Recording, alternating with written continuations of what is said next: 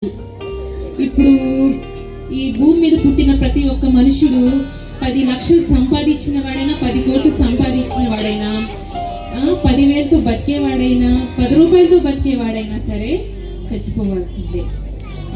అలాగని ప్రతి ఒక్కరూ మరణించాల్సిందే. మరి పాపం చేసిన వాళ్ళు చనిపోతున్నారు, చేయని వాళ్ళు చనిపోతున్నారు. దగ్గర న్యాయం అసలు. ఈ పాపాలు పుణ్యాల గురించి నాకేం తెలుసమ్మా, వెళ్ళి లాయర్ని. సరే అబ్బా ఒక్కొక్కరు దేవుడా.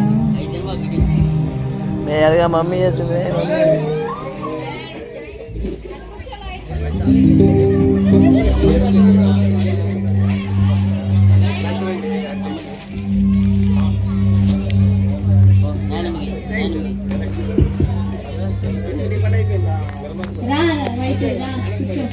బాగున్నావా? బాగున్నాను మేడం, మీరు బాగున్నారా? ఏం సంగతులు? మా ఆయన రోజు తాగొచ్చిన కొడుతున్నాడు మేడం. కేసు పెట్టి లోపల వేయించుకుంటావా? బుద్ధైనా వస్తుంది. వద్దు మేడం, ఏమన్నా సొల్యూషన్ ఉంటే చెప్పండి మేడం. ఏం చెప్పమంటావమ్మా, నువ్వే అట్లా అంటే. సరేలేండి మేడం, నేను నా యేసు ప్రభు ప్రార్థన చేసుకుంటాను. ఆ యేసు ప్రభువే నా భర్తను మారుస్తాడు. నీ ఇష్టం, వెళ్ళిరా జాగ్రత్తగా. సరే మేడం.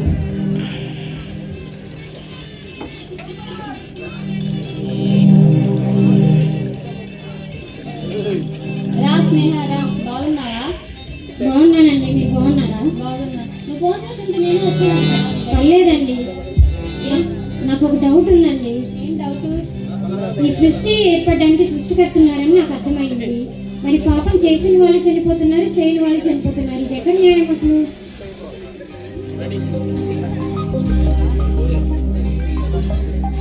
చూడమ్మా స్నేహ, ఈ లోకంలో నీతిమంతుడన్న వారు ఒక్కరు కూడా లేరు. ఒక ఉదాహరణ చెప్పనా? నీవు పుట్టినప్పటి నుంచి ఈ క్షణం వరకు నీ రహస్య పాపములు, నీ యొక్క ఆలోచన స్క్రీన్ పై చూపించావు అనుకో, నువ్వు ఇక్కడ నుంచి పారిపోతావు. నీకు ఈ స్క్రీన్ కూడా సరిపోదమ్మా.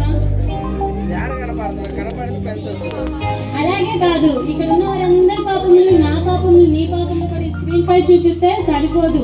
అందుకని ఒక రోజు పరిశుద్ధ దేవుడు వచ్చాడనుకో, ఆయన ముందు మనం నిలబడగలుగుతామా? ఖచ్చితంగా పాపానికి శిక్ష పడాలి. అదే న్యాయం, అదే న్యాయం.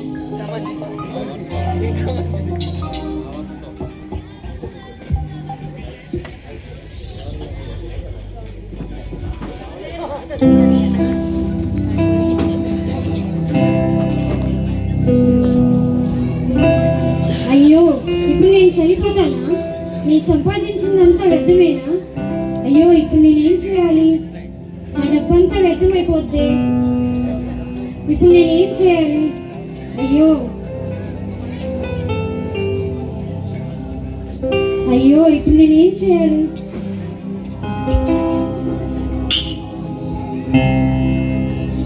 ఇదేంటి, ఏదో పేపర్ ఉన్నట్టుంది.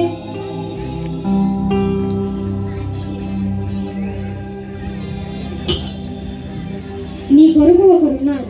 మానవుడు జన్మతః పాపి. ఇంకా శరీరంతో చిన్నదో పెద్దదో పాపం చేయడం వలన ఇంకా పాపపు ఊబిలో కూరుకుంటున్నాడు.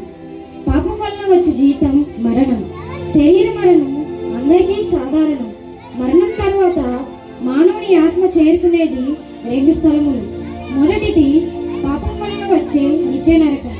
అక్కడ అగ్ని ఆరదు, దేహం చావదు, యుగ యుగాల భయంకరమైన యాతన. రెండవది పాపం లేని పరిశుద్ధుల కొరకు సిద్ధపరచబడిన పరలోకం. అది ఆకలి దప్పులు లేని రాజ్యం, కష్టాలు కన్నీళ్లు లేని గొప్ప రాజ్యం. అసలు పరిశుద్ధులు ఎవరున్నారు? దేవుడు ఒక్కడే పరిశుద్ధుడు. నరకము దిశగా పయనిస్తున్న మానవుని స్థానంలో పరిశుద్ధుడైన యేసుక్రీస్తు మరణించుటకు భూమిపైకి వచ్చారు. ఒక నీతిమంతుని కొరకు ఒకరు మరణించడం అరుది. యేసుక్రీస్తు భక్తిహీనుల కొరకు, పాపుల కొరకు, శత్రువుల కొరకు, యావత్తు మానవాళి కొరకు మరణించారు.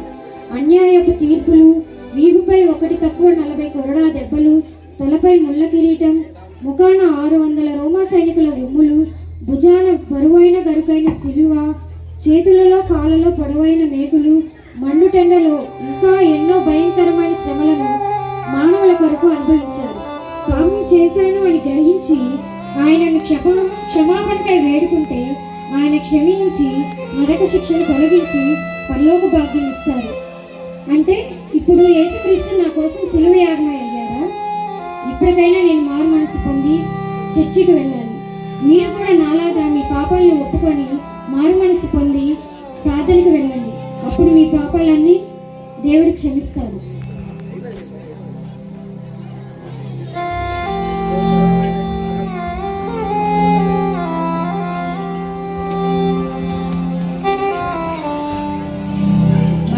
మనం చేసిన పాపాలు ఒప్పుకుంటే పరలోక రాజ్యానికి వెళ్తాం.